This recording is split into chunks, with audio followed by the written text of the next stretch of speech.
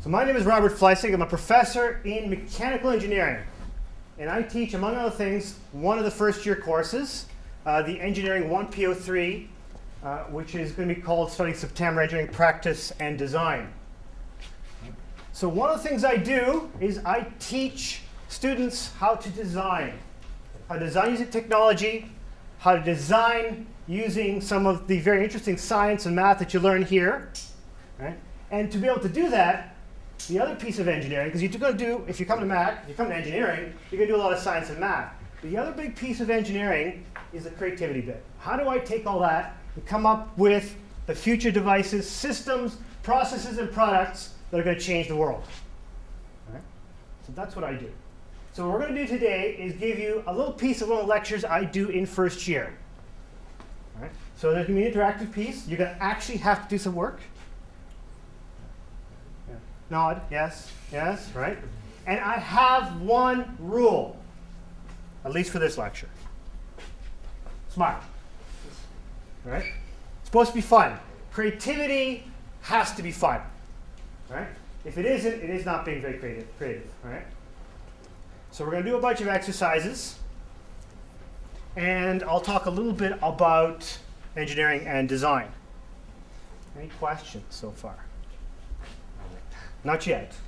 Well, I'll have to ask you later, right? You're going to have questions later for me?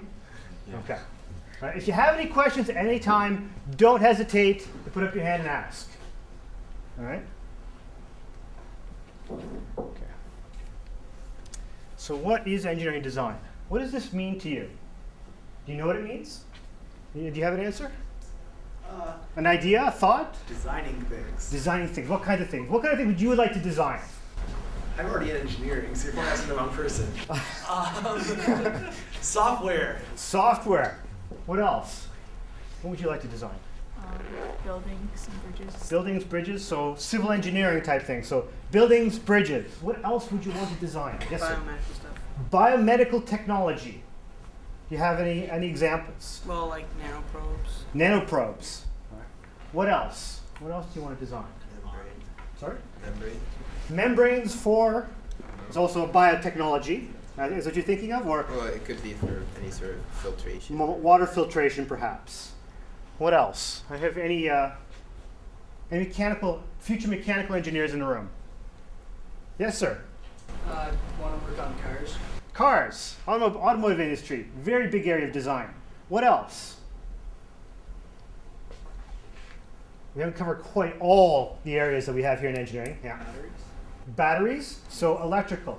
We have a new gentleman coming here, a new professor who's an expert in hybrid engine technologies. Right? It's a very big area now. Any other thoughts? Yes, sir. Robots, absolutely. Airplane. Aircraft, aerospace. All right. So those are a few of the areas, right? And that's just a very small piece of what is possible. So the problem is here, or what I will talk a little bit about today, is how do engineers generate the ideas for the new systems, products, or services that we're going to be generating. So it's not just that you're going to do, as engineers, produce the technology, but you also have to come up with great new ways of using it, right? Great new concepts, ideas, and combinations of technology, people, and business. Right? So here's perhaps one of the more famous ones in recent memory. There's some really interesting lessons to be learned with Apple did that. That's the first generation iPod. Released in 2001. They sold untold millions of these. Is it a good design? And how do we know? Anybody have a thought? Is it a good design? First of all, who has one in some form? Well, obviously they're doing something right. Is it a good design? Yes, sir. You think it is? Anybody disagree? Would you define good as success? Like success in sales? Perhaps. So the comment is, would you define a good design as one that is successful in terms of sales? That's one possible interpretation. Yes, sir. Something that satisfies the customer. Something that satisfies customer. Yes, sir. Something to build upon? Something to build upon. What do you mean by that? Take this and make it better. Take this and make it better. It's an interesting question because you know where this started. when Steve Jobs went to his engineers and said, design me a better music player, what everybody else was doing in the industry was saying, I'm going to design, and there were a lot of other music players in the industry at the time. They were by no means the first ones. There were a lot of other MP3 players. And all of those players, everybody was working on how to make the sound better, how to make it smaller, how to make it lighter. But Apple said, wait a second, what if we asked a bigger question? What if we asked how, in fact, we want to do those things that other companies are doing, but we also want to figure out a way how to make it possible for people to create their own music. The iPod by itself wasn't that interesting. It was the fact that it was embedded in an ecosystem that involved the iTunes, that included the iStore, and the ways of buying the songs. What was unusual about this guy is that they made some very strange design decisions.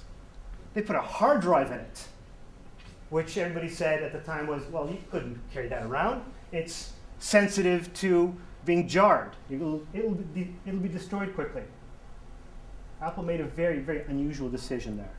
Right? And it all came from the fact that they were looking at a very much bigger picture, not just a bit of technology. Okay. So what we're going to do is get you started on thinking a little bit bigger, asking some interesting questions.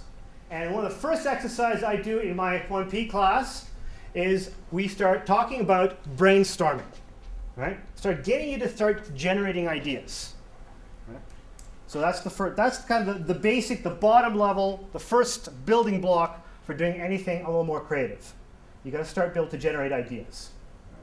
Now this isn't creativity in the sense of an artist, but it is related. Right? What you do as an engineer is a little bit different. Right? And sometimes you may get a chance to work with artists too. So what we're going to do is a couple exercises around brainstorming.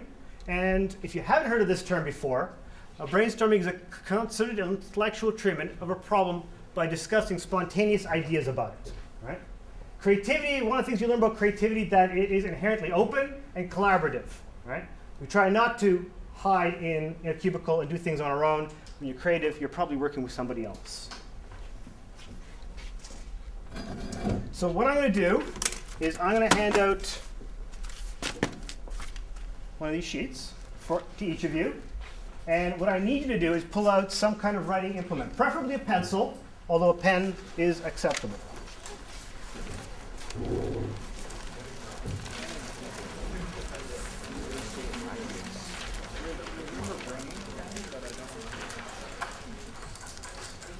Now, we're going to use both sides of the paper. I want you to turn to the blank side first.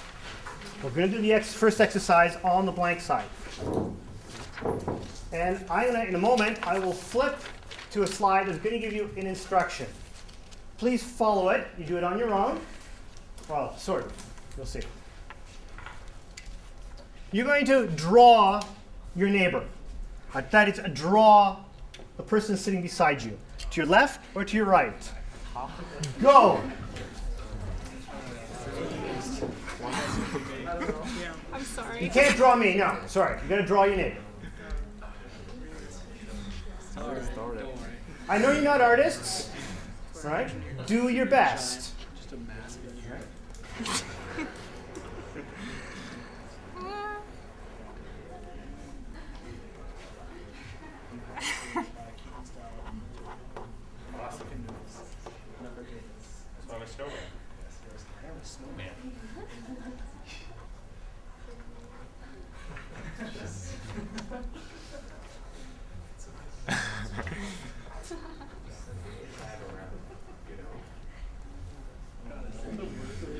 There's clearly a very diverse range of skill here. Some of you are actually pretty good. And some of you, well, draw the face. The side profile is fine. But give me eyes, nose, mouth. Where's your drawing? Look at that. She wasn't even. I forgot to give you eyebrows. You can't forget those eyebrows. Okay, 30 more seconds. I'll give you a little more time than I promised. Oh, you're so kind.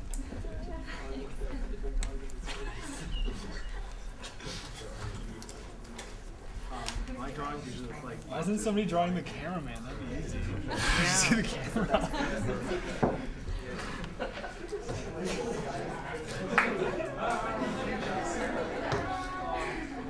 Okay, put your pencils and pens down. One time I was running the class. One time I ran this exercise, and someone at the front was drawing their neighbor, and the neighbor then looked at the picture afterwards and said, "I don't have cross eyes." All right? Now the second part of the exercise, show the picture to the person you drew it of. See right there.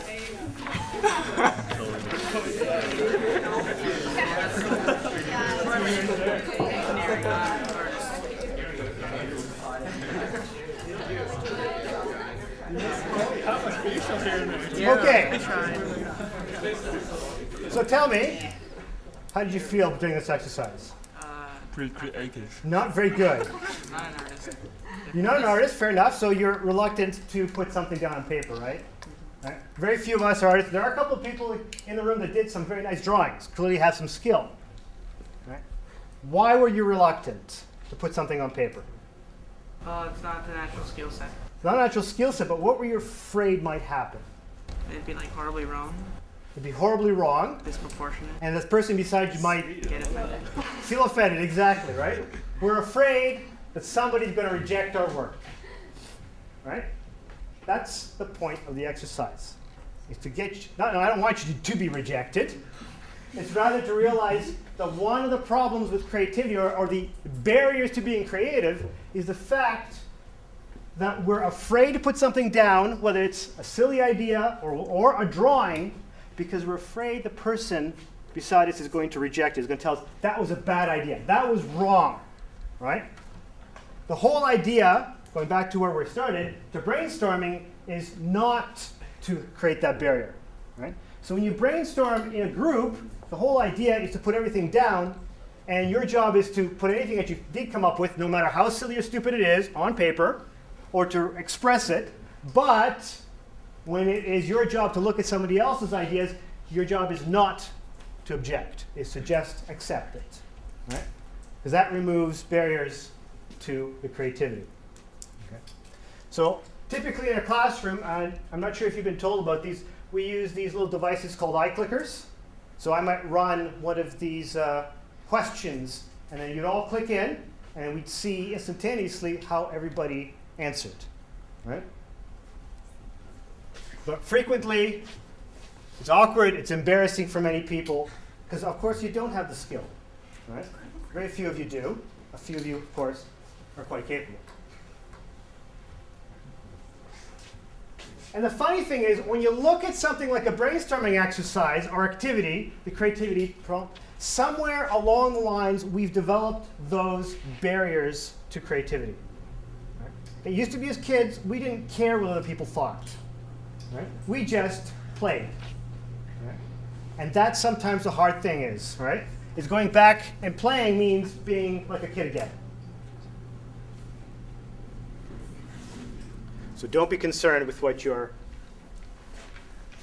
neighbor thinks. So the second exercise, the other sheet side of the paper, is an actual brainstorming exercise. So you've got 30 circles, and let me explain. Now, just as a note, this exercise is actually borrowed from a gentleman called Tim Brown, who is a CEO of a little company called IDEO, which is famous for doing creative work in technology and product design. Now this exercise, what you're going to do, you're going to have 30 circles on here. And you're going to use, again, you're going to draw, but you're going to want to try and figure out 30 drawings that will incorporate the circle in some fashion. All right? So for example, for this one, you could draw in that circle, or the circle is part of the drawing, by the way, a basketball. Maybe the second one would be an eyeball. The circle is part of the drawing, and the idea is to generate as many, to draw as many as you possibly can in 2 minutes. Can the drawing go outside the circle? Yes, the drawing may go outside the circle. For example, you could draw a pair of spectacles or glasses, where each of the circles is one lenses. So how quickly? Give us 30 ideas. You got to come up with the ideas, not me, right? Say, hold on, not yet. Everybody gets to start at the same time. So here's an example of one I did. Right? It's very crude. It's not very good, but 30 ideas. Go. As much as you can get done in 2 minutes.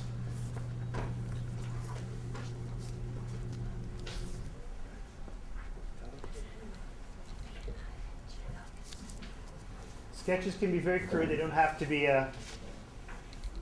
detailed, but enough that somebody could tell what it is that you drew. 1 minute to go.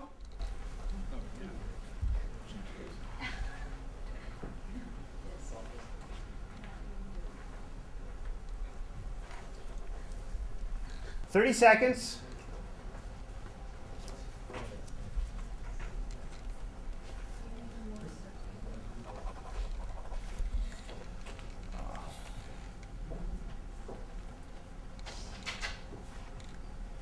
Time's up. Pencils down.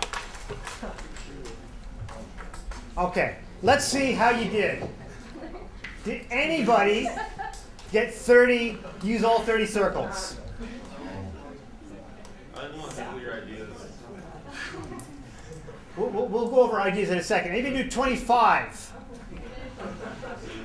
Well, you're one of our students from this year. Anybody do 20? Anybody do 15? I was getting a little scared there. Anybody do 10? 10, okay. So we're getting, and I hope all of you did at least 5. I hope so. Yes, I see quite a bit more. So who had a really good idea? What was your best idea? A toilet bowl. Your mind's in the gutter, right? I have to go to the bathroom. Yes, sir. I used 4 of the circles and made a salt crystal. 4 of the circles, you made a salt crystal. Yes, sir. 3 made a traffic light. 3 made a traffic light. Not bad. Yes. I took 5 and made a caterpillar. 5 made a caterpillar. Well, the best one the one that's used the most at once I've seen so far, somebody did an egg carton. I used one made a game of Connect 4. I suppose you could do the whole thing and do a Connect 4. I'll have to put that one down as cannot do this. Okay. So was it hard? Extremely. It was. It's not Not easy, is enough it? time. Like you Yeah. could do it, but it's like I like to think my ideas through. The point of the exercise is to put the ideas down quickly, right? And yeah, sometimes it is appropriate to sketch things in detail, but here the idea is to get the ideas down fast. And actually what you learn when you do a lot of brainstorming is, I think, not surprisingly, the best ideas aren't the first ones you come up with. It's the ones that come later that you've struggled to get to are the ones that are really quite valuable. So brainstorming, when done well, can be quite a challenging exercise, right? This is obviously a very relatively easy question to work around. Now, talking about both the exercises, in brainstorming, and this is critical to any kind of creativity, there are no wrong answers, right? Now, I can't say that for a calculus class, right? But when you're trying to generate ideas for design work, there are no wrong ideas, right? You want to compile as many ideas as you can and sort through them to figure out what actually may work at the end. And sometimes the craziest ideas are the ones that generate some of the most interesting answers. Right? So those are the basic rules for brainstorming. Deferred judgment being one of them. That is, don't criticize your own work or the work of the others. So if somebody comes up with things that seem silly, don't say anything about it. Let it go. Right? Don't create a barrier. And quantity, quantity, quantity. The further you go, the more ideas you generate. I bet by the time you got the last one here, you'd have some really creative ideas, right? If you gave yourself the time to do that. Right. And so this is what we teach our students when it comes to brainstorming. And in the first year, they're asked to do some design projects, and there is a significant amount of independence in doing that work, and even choosing some of the projects the students get to do. But generally also in engineering, virtually everything that you do, particularly in design and practice, you will not do alone. You will work on teams. It's virtually impossible to do any kind of significant work today on your own. No one person has all the knowledge needed to solve a complex problem. Okay. I've got two examples of exercises involving technological questions, really basic stuff, but some surprising answers. All right. The first one is this. Sorry, do I have two? Or is it just one? No, sorry, it's actually just one, but I have two interesting outcomes from this. So, in design, in engineering, we tend to talk about things in terms of functions. And that applies to software, it applies to chemical engineering, it applies to mechanical engineering, it applies to electrical, it doesn't matter. You can describe all the technology in terms of what a function is. Right? A function is what something does. The function of an engine is what? Is to produce mechanical power in rotational mechanical power. Right? The function of a subroutine is to do X, produce some result. Some return, some number, some element, some vector, whatever the case may be. Right? So I won't go into a lot of detail on functions. We don't have time for it. I don't have any other slides on it. But what I want you to do is sit down and think about 5 ways of redesigning the ship. And the simple question is, how else, or what else could I use as a material for the hull of the ship? So the function that we're talking about here is a material. So this is a seagoing container ship. This thing is absolutely enormous. And typically, the hull is, of course, this part here. It's the outer shell of the ship that's typically made of steel. In the past, it would have been of wood. Occasionally, you may have seen ships or boats, small sailboats, for example, made out of fiberglass. What else could you make that out of? Carbon fiber. Behind? Okay, besides the ones we've mentioned, write down 5 on your own on that piece of paper. I'll give you a couple minutes. Wait, 5 different things? 5 different things. Tandem? 5 different materials possible, other than the ones we've talked about. Okay, and so it's like if you built 5 different ships, as opposed to like 5 No, things that would work. actually, it's a good question. It's not about 5 different ships. It's about 5 different possibilities that we might consider for building one ship. Okay. Right? Only materials? Sorry? Only materials. We're not going to look at the rest. This exercise is just the materials. Think of 5 different materials that you might be able to use. Be as crazy as you can, as long as you can explain that it has some possibility of working. There's some reason to believe it'll work. Look around you. What is in the room here that might be usable? People. People aren't materials, but I don't think no zombies, please. Okay. Some of you are struggling a little bit with this, and it is meant to be difficult exercise. I want to show you 2 examples of non-obvious materials that were actually used in ships. Right? Like I said, these brainstorming exercises are not going to give you good answers or interesting answers in the first few you come up with. It's after you struggle with it for a while that you come up with something of some value. Right? So what are the materials we have used to build ships, or boats, let's say? Let's try birch bark, right? Fiberglass, carbon fiber, we said. There's probably, sorry? Steel. Steel, various types of metals. MythBusters use duct tape. Duct tape, if you're an engineer for sure. And newspaper. Newspaper, yes, absolutely. Up in the north, they used wood pulp frozen. Yeah, we'll get to that. Yeah. But that wasn't up north. Not technically, no.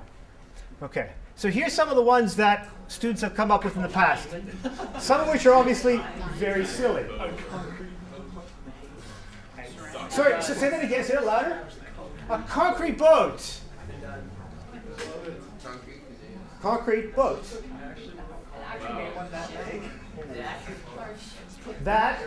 Let me explain this story. Here's an example of a non-obvious material to be used for ship hull. In the First World War, when the steel industry was dedicated primarily to producing arms and armaments, there was a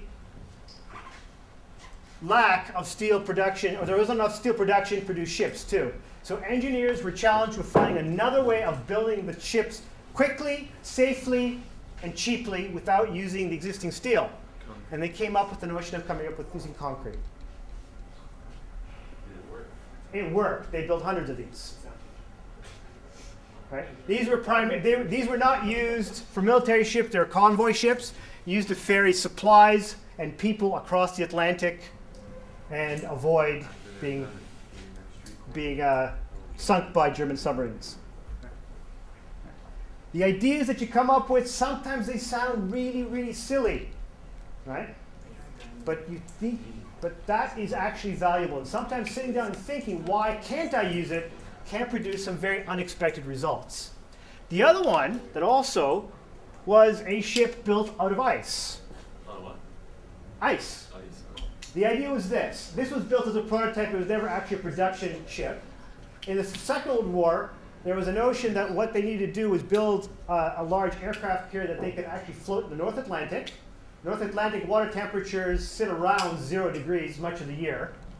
And what they wanted to be able to do is to build, obviously, lift or contain or build a runway on the ship for a large number of aircraft that could protect convoy ships from German submarines.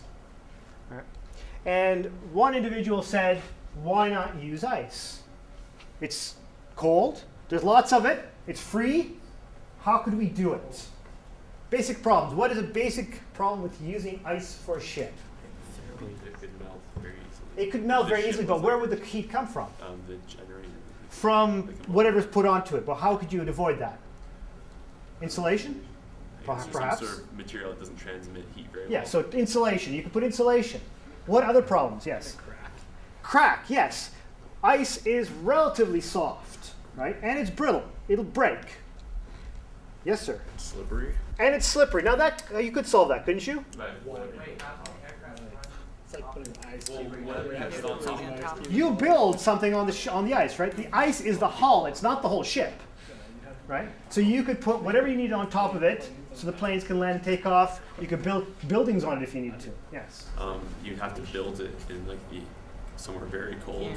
The North Atlantic's a good place. Yeah, but then you would you'd have to build it in the North Atlantic and keep it in the North Atlantic. Yes, but that's where the problem was. The shipping problem was in the North Atlantic. Yeah. You'd have to either make a giant like ice cube holder to make it in, or attach ice somehow. Perhaps. So the problem here is how do we actually construct it? You might be able to actually polar bears. you might be able to actually chisel it out of a piece of. You might actually get an iceberg and cut off the top. That may work. Actually, the bigger issue was this one of the brittleness of the ice. And what one individual had learned was if you mix it with sawdust, suddenly the the properties of ice change a little bit, right? It actually melts then at a lower temperature, and it becomes tough. I.e., it can't be broken simply by smashing it with a hammer, right?